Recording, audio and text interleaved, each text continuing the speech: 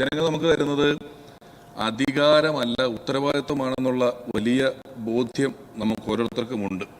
എന്തോ കുത്തി പറയുന്ന പോലെ എനിക്ക് ഫീൽ ചെയ്യുന്നുണ്ട് കേട്ടോ. കുത്തിയില്ലല്ലോ, കുത്താൻ പോണല്ലേ ഉള്ളൂ. കാരണം ആ ഉത്തരവാദിത്വം പലതിനെയും ചെറുക്കുന്നതിനാണ്. ഈ വർഗീയത എന്ന് പറയുന്ന വാക്ക്, ഇപ്പോൾ വർഗീയതയെ ചെറുക്കാൻ വേണ്ടി നമ്മൾ നിൽക്കുന്നു പറയുമ്പോഴും ഈ വർഗീയത എന്ന് പറയുന്ന വാക്ക് പലപ്പോഴും മതവുമായി മാത്രം ബന്ധപ്പെട്ട് നിൽക്കുന്ന ഒരു വാക്കല്ല. അതിന് രാഷ്ട്രീയ വർഗീയത എന്ന് പറയുന്ന ഒരു സ്ഥലം അല്ലെങ്കിൽ ഒരു വർഗത്തെ സംബന്ധിക്കുന്ന വാക്കാണ്.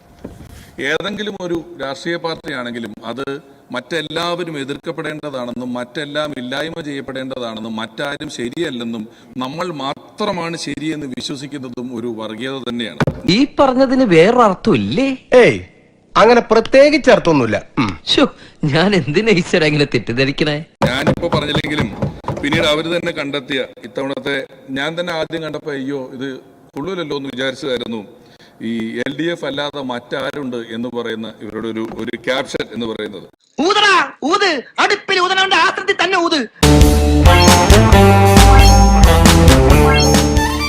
മറ്റാരെയും ഉൾക്കൊള്ളുക എന്ന് പറയുന്നത് അത്ര എളുപ്പമല്ല ഇവരെ സംബന്ധിച്ചിടത്തോളം.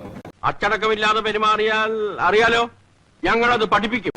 ഞാൻ തന്നെ പാലക്കാട് ജില്ലയിൽ നടന്ന ഒരു പൊതുപരിപാടിയിൽ എന്റെ എതിർ സ്ഥാനാർത്ഥിയെ കണ്ടപ്പോൾ അദ്ദേഹത്തെ കെട്ടിപ്പിടിച്ചു. ഒരു UDF-കാരൻ എന്നോട് നിങ്ങൾ എന്തിനാ എതിർ സ്ഥാനാർത്ഥിയെ കെട്ടിപ്പിടിച്ചെന്ന് ചോദിച്ചില്ല, തെരഞ്ഞെടുപ്പിന് ശേഷമാണ്. ഞാൻ അതിന്റെ കമന്റ് ബോക്സ് നോക്കിയപ്പോഴും എന്തിനാണ് ഞങ്ങളുടെ സ്ഥാനാർത്ഥിയെ കെട്ടിപ്പിടിച്ചെന്ന് ചോദിച്ചു. പിന്നെ എന്നെ ചീത്ത വിളിച്ചുകൊണ്ടിരിക്കുകയാണ് ഒരു പ്രദേശം മുഴുവൻ.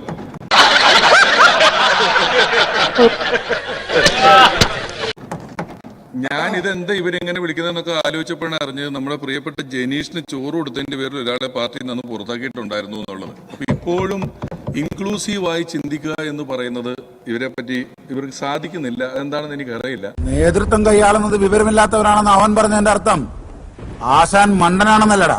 അത് ശരിയാ, അത് ശരി. നമ്മുടെ തന്നെ പാർട്ടി അല്ലെങ്കിൽ നമ്മുടെ തന്നെ ബഡ്ജറ്റാണ്. അതിനെക്കുറിച്ച് ഇനിയും ഞാൻ ഒരുപാട് ഇവിടെ നിന്ന് പ്രസംഗിക്കുക എന്ന് പറയുന്നത് ഒരു നല്ല കാര്യമല്ല.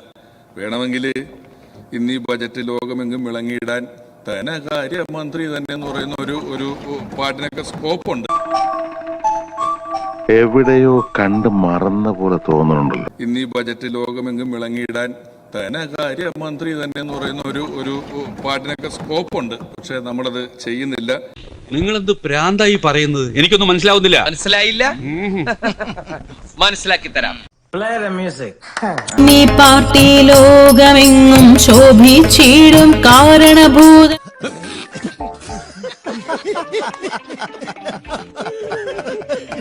200 വർഷം ബ്രിട്ടീഷ് ഭരിച്ച ഇന്ത്യ കോൺഗ്രസിനും 54 വർഷം കോൺഗ്രസ് ഭരിച്ച ഇന്ത്യ BJPക്കും കിട്ടിയതുകൊണ്ടാണ് ഇപ്പൊ ഈ 10 കൊല്ലത്തിന് മുമ്പ് എന്താണ് ഇവർ ഉണ്ടാക്കിയതെന്നുള്ള ഒരു ചോദ്യം എപ്പോഴും കാണാൻ സാധിക്കുന്നത്.